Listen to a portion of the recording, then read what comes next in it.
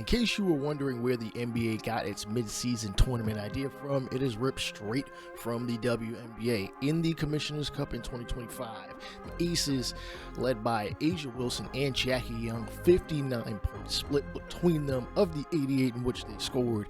They end up winning the Commissioner's Cup, where the MVP gets about a $10,000 bonus and the winning team splits like $100,000.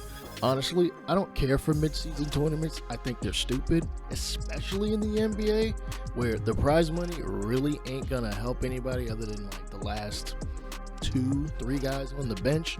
Nonetheless, crowned champion, and we are now being offered a unprotected first in Victoria Saxton, a center from South Carolina, in the third round 2 seasons ago. I'm not taking it. That just doesn't make sense. She barely plays and barely contributes to that team's well-being. Jordan Horston and a first-round pick for Elena Delle Donne. I almost pulled the trigger on that just because Delle Donne is 35 going on 36, but she is our leading scorer, and that would really throw what's left of this season out of whack. We are still in the running for a playoff spot. We're trying to get into that AFC, just given how bad we are. Kayla McBride, who, had I had the first pick, I would have taken her over Elena Delle Donne. I'm sorry. I tell my cat the same thing, that I wanted her brother, but somebody ended up taking her brother first. Nonetheless, I still love my cat. Anyways, we're going to move on to basketball. Let me shut the hell up. All right. Kayla McBride, the league's leading scorer at 27.5 points. Elena Delle Donne puts up her first shot, and it is a brick off the glass. Moving back the other way, the number 3 pick in the draft, Kiki Irifin, ends up knocking down actually a 2-pointer. I thought her footwork behind the line. Another player where, listen, if we had a closer pick, I would have taken her instead. Irifin is leading all rookie vote getters thus far, at least in all the mocks and all the fan polls. Kayla McBride knocks down all 3. Now she starts off her day 1 for one. Gustafson, tries to enter back, can't get it to go down as McBride driving baseline and she passes it. I thought she got the ball knocked away. And nonetheless, Thornton ends up missing a easy shot.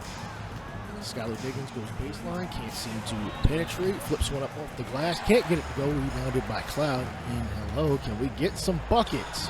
McBride can, now up 7-0 as she is well on her way to surpassing her own lead at 27.7. I think I said 27.5.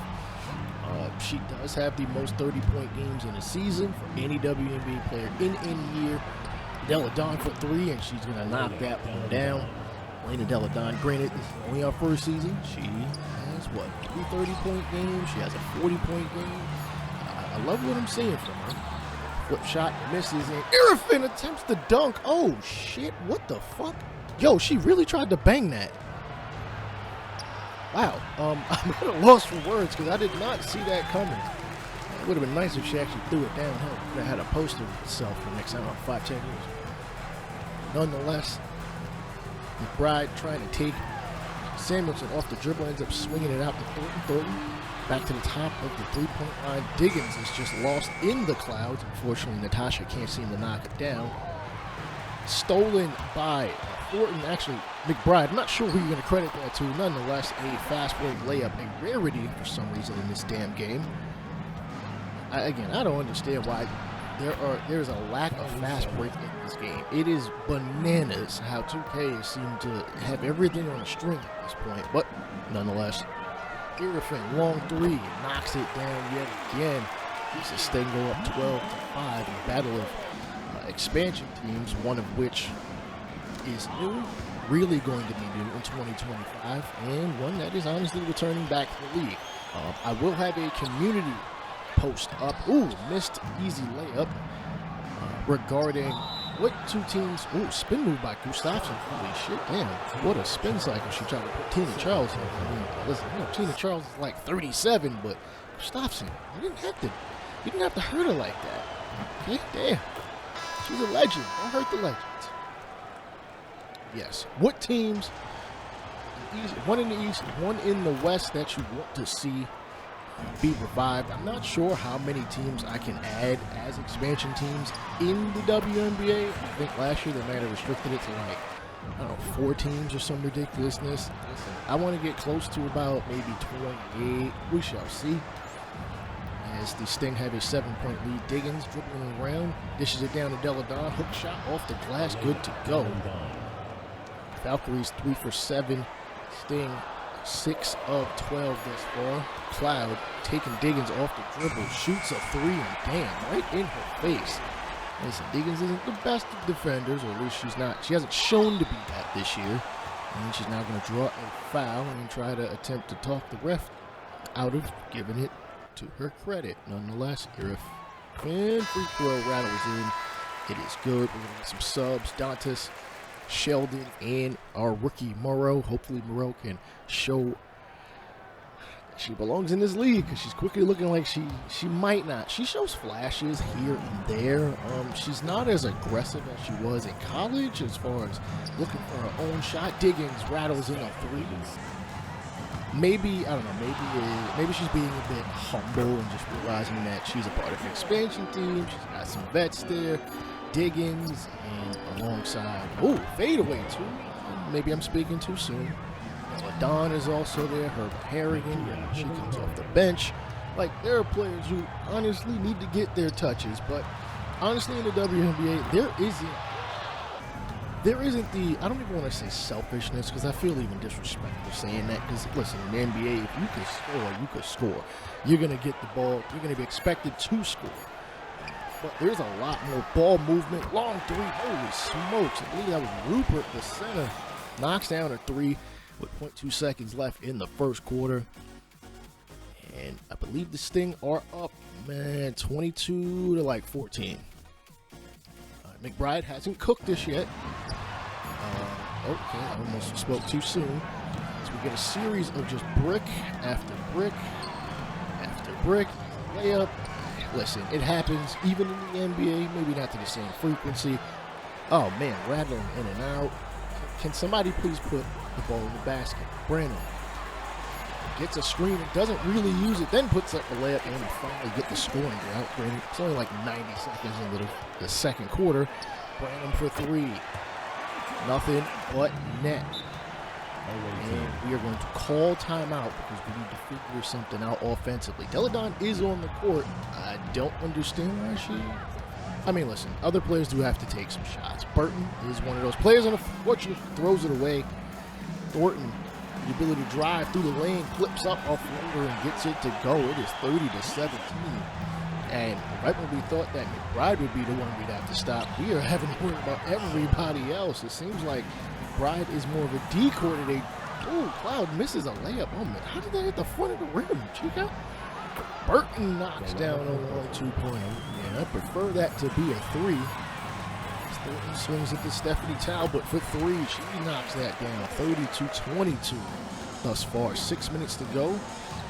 As Sheldon has the single-digit number. Samuelson has the double-digit number. I tend to get them too confused. McBride dishes it down, but it ends up being an inadvertent pass. Deladon on the baseline. Ayoka Lee doesn't exactly attempt to steal the ball. And, ball rim rattles and rolls as Dantas is called for a loose ball foul.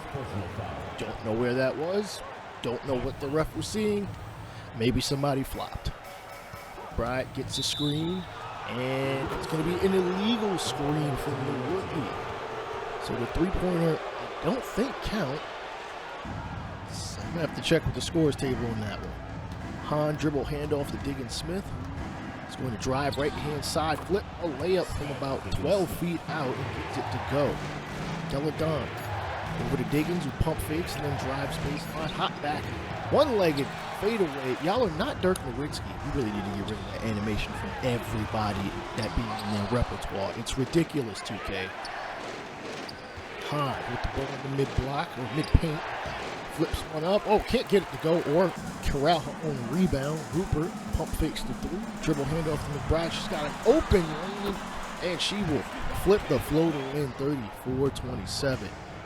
Deladon sets the screen, and Diggins drives to the rack, swings it back out, top of the key too, and rim rattling roll. 29-34. As we look to hopefully tie it, or at least get extremely close as we head into halftime. McBride with 11 points. Diggins swings it out to Gustafson, who that was a very rush shot. Not sure what it's going to take to see some more offense. I don't know, with greater than 14 seconds left in the shot clock. Like, can we get some ball movement, please? Ball movement, show some aggressiveness. McBride shoots a three. She unfortunately cannot come up with the bucket. Hahn has the ball on the left wing. Up to Samuelson and then stands in her way. Samuelson drives baseline reverse layup. 34-31. Can we take the lead before halftime? We are on a 14-4 run in the last 6 minutes. Rupert for three. And that is going to at least stop what you consider would be a run at this point. Samuelson attempts to drive, can't find an opening. Hahn swings it out to Gustafson. Deladon, long three, knocks it down. I thought she might have gotten fouled there. That does not happen to be the case. McBride in the corner. A trap there, hop back. Dribble right past. Oh my goodness. Oh, Samuelson had no chance in that. Sorry, my cat just jumped on my desk. I don't know why she decided to jump up here now as we get called for an illegal screen. Thank you, Piper. Jerk. It's like she thought I was talking to her. Deladon seems to be grasping her hand to her finger. I'm not exactly sure. Tina Charles on the block. Can she end the half with some points? Oh, good. At least hand on the ball by Megan Gustafson. We will go into down by 5. Not exactly disappointed. I would like to see, listen, I just want to see more of what we saw in the second half of that second quarter. As Deladon only has 9 of the 34 points. We are shooting 50% from the field, and McBride only has 13, so she's about halfway to her season average. And maybe a little bit of room to spare. McBride goes baseline, ends up getting stripped by Samuelson. Samuelson's going to push the ball up the court, left side. She's going to pull up for 3. Oh, man. That was a very rough shot, more of a heat check, in my opinion. As Thornton attempts to throw it down into the block as Hahn gets the steal. Diggins gets the screen. Gustafson ends up somehow open, blows the layup, throws it back up, can't get it to go. McBride corrals the rebound. Deladon for 3. Rim rattle in, roll in, 39-37. We can take the lead with a 3. Irrifan says, not so fast. 42-37. Diggins tries to answer back with a 3. Gustafson, easy layup, not much boxing out as we can see. As with 8 minutes left in the third quarter, the Sting are going to call a timeout. Foul for 3. Can't get it to go. Deladon with the board.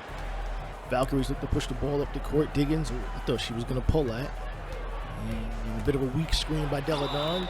Diggins goes baseline, gets it to go. And 1, and if she can get that one, ball game will be tied at 42 apiece. Take a look at that again. Again, a weak set screen by Deladon. I'm not calling her lazy, but come on, you could have set a better screen than that, man. She gets the free throw to go, and with 7:30, the lead is tied. Charles, quick pass down to Irrifan, who is being swarmed by Hahn. Swings it to Charles, swings it to Cloud. Shot clock running down, and she can't get the 3 ball to go. Samuelson drives on McBride showing some staunch defense. Ball gets swung around the horn, and oh, what do you know? It's Hahn on Irrifan, and Hahn, unfortunately, steps out of bounds. She's 6'11". I mean, sometimes you're not exactly aware of your spacing on the court when you are that much bigger than damn near everybody else on the court. McBride goes baseline, drives on Samuelson, gets it off the glass and gets it to go. Valkyries are going to call a timeout. I feel like there was just a timeout not that long ago. I mean, you're only up by 2.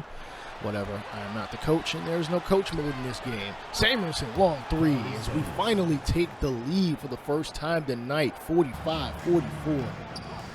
Charles, ooh, I thought she was going to pull that 3-pointer. She's, the savvy veteran on this team. Going to try to take Gustafson up the dribble. Oh, she reaches, and she cannot be taught not to reach. Diggins, bit of an ISO. Deladon ends up getting on top of the key, flips one up as she drives. Can't get it to go for 2. She will go to the line for those same 2 free throws. I gotta say, Charlotte is playing very well this season. I believe they're about the 6th seed. They more than likely will make the playoffs. That remains to be seen. There are like 15 games left in the season. Remember, there are 40 as of about 3 seasons ago, aka 2022. Irfan can't knock down the 3. We can also still make the playoffs. I'm just, by the way we have played this year, I'm not seeing it, but hey, you never know. Somebody can end up cooking. Samuelson ends up recovering a offensive board, drives on McBride. McBride says, you ain't having none of that shit around here. Ends up going coast to coast for the lane, and understandably so. That is because Katie seems to be injured. She is holding her forearm. Maybe she might have, I don't know, pulled a muscle, maybe tore an elbow ligament, not sure. Listen, WNBA is a lot more physical than they lead you on to see. If you even watch, I would advise y'all to watch. The WNBA Finals actually is in action as we speak. My Liberty are going to be facing the Minnesota Lynx. Oh, Della Dawn, long 3, and she ends up rattling it home, 50-46. She's got 17 points tonight of the team's 50. Irfan, oh my goodness, damn. Do you see why I wanted her?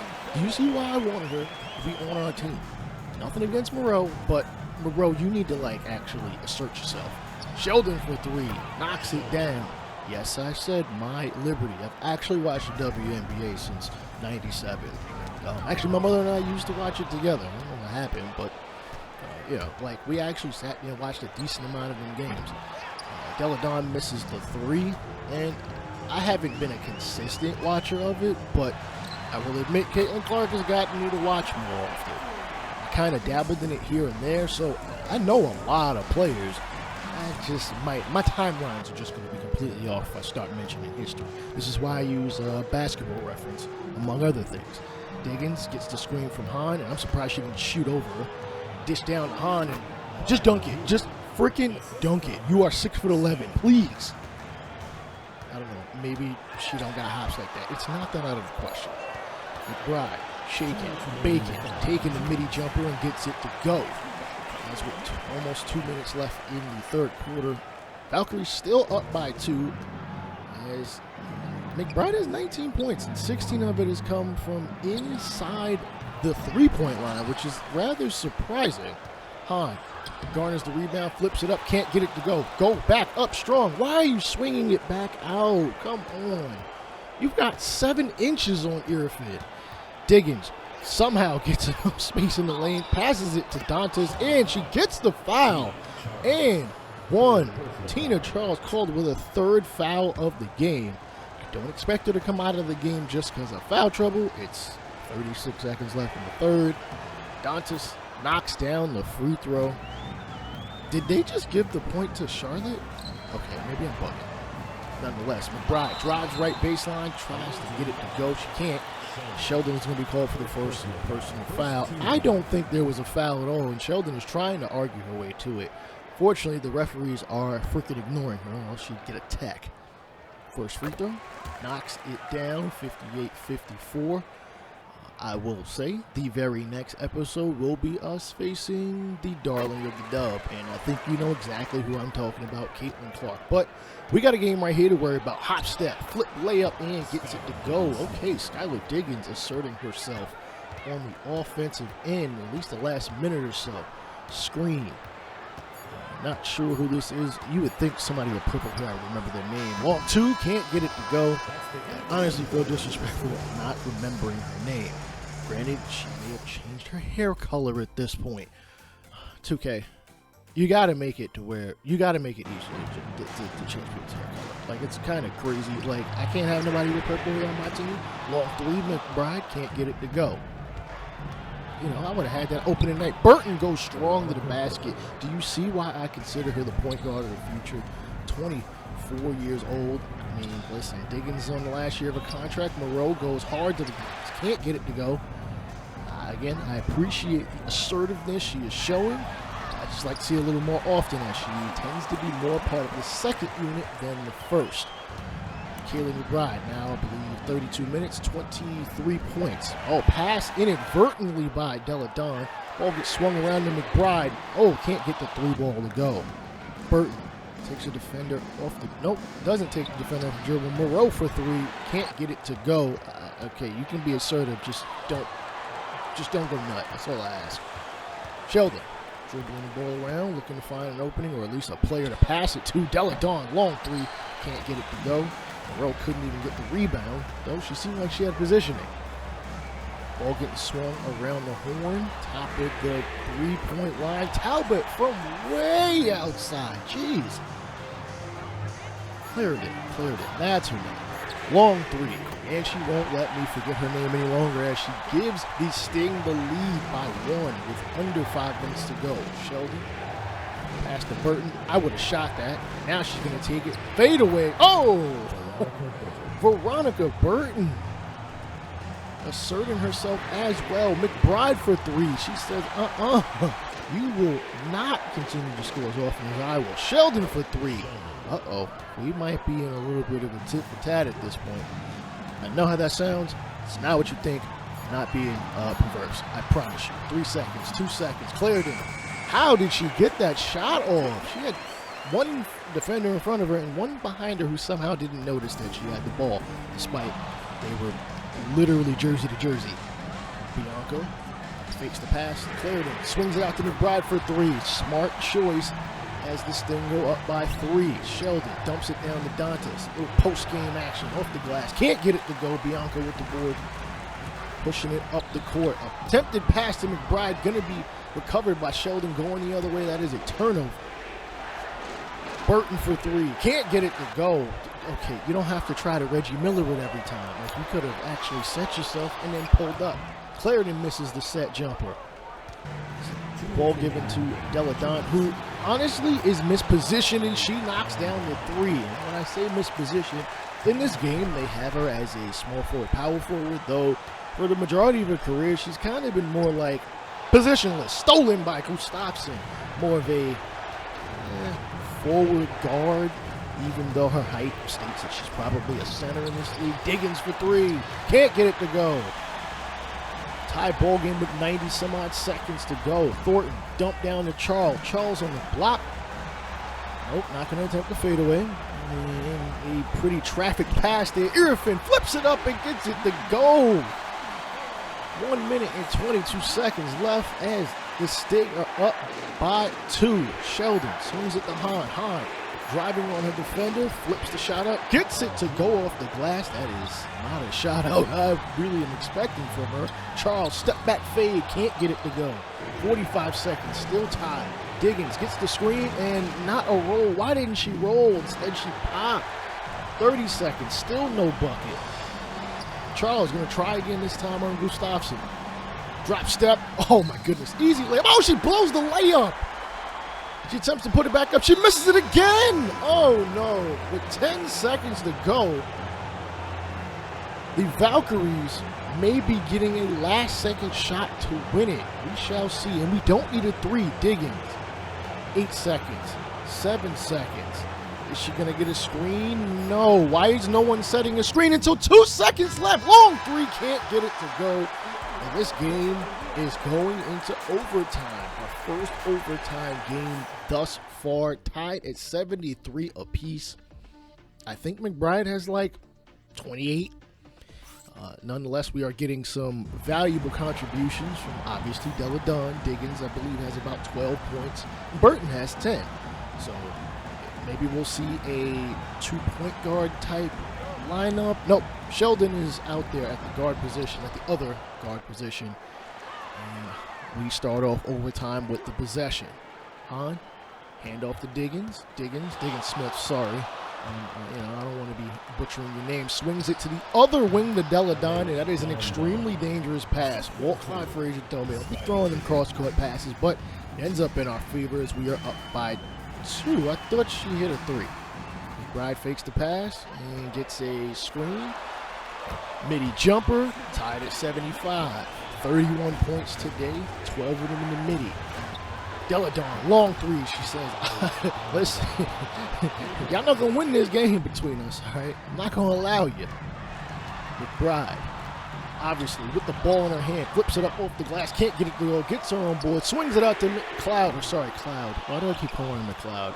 there is a WNBA player with the last name McLeod. I'll probably flash it on screen as to who I'm probably thinking of, and miss remembering. Sheldon is called for the offensive foul. Oh, it was a screen out of bounds that honestly I didn't see until I looked post-edit. And Irifin is going to get called for the personal. It is a loose ball foul as we are going the other way, still up by 3 with 2 minutes to go in overtime. Diggins looking for somebody coming off the screen. She gets Della Don from about the Spectrum Center logo. Not going to go. Hahn grabs the rebound. Swings it out, Della Don, and then back around to Diggins to kind of reset. But there are 5 seconds to go. 4, 3, flip shot. Can't get it to go as Tina Charles is going to be called for her 4th personal.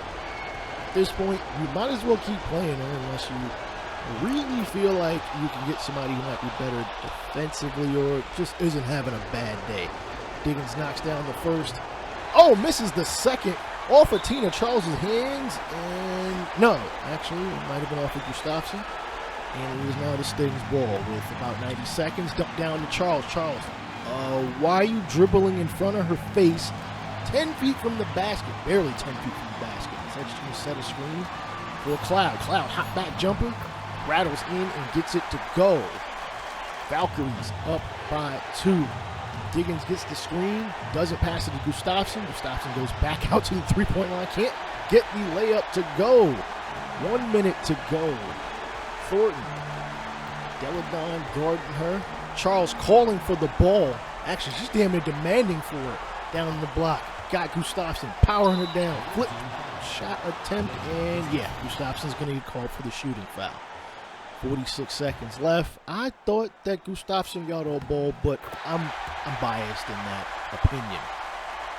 Charles knocks down the first, and she gets the second to roll in, and we are going to call timeout. Tied at 79. I'm hoping this doesn't go into another overtime. I believe at one point in time the overtime rules were that you had to hit like a certain point amount. I don't know. There's a bunch of rules that I've seen in the WNBA. Hahn gets the offensive board, puts it up and puts it in. The Valkyries are going to go up by 2.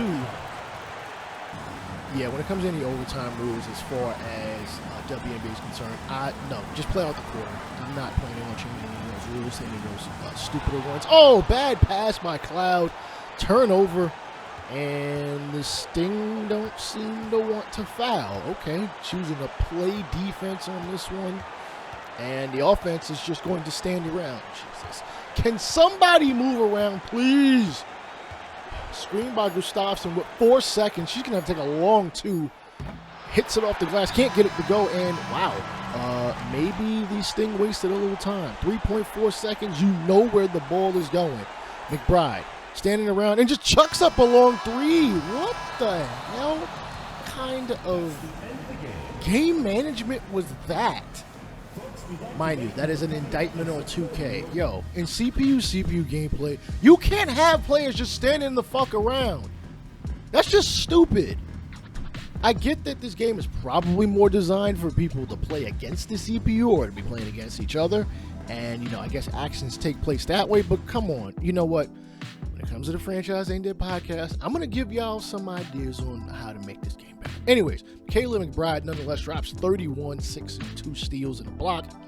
Goes 13 of 27, 3 of 14 from long range, including that last shot. Irifin, 13 and 6, averaging 10 and 9 in her rookie season, almost 2 blocks.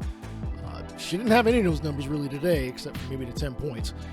But hey, she is probably well on her way to winning the Rookie of the Year. Alana Rupert ends up 6 points. Thornton, not a ton of scoring from most anybody else, but a lot of people contribute.